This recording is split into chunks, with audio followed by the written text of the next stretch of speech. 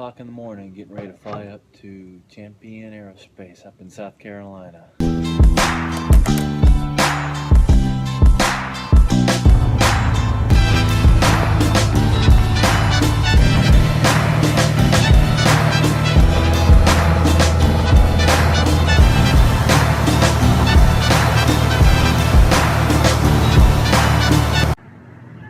Alright, so I'm on my way to the Champion Aerospace company show.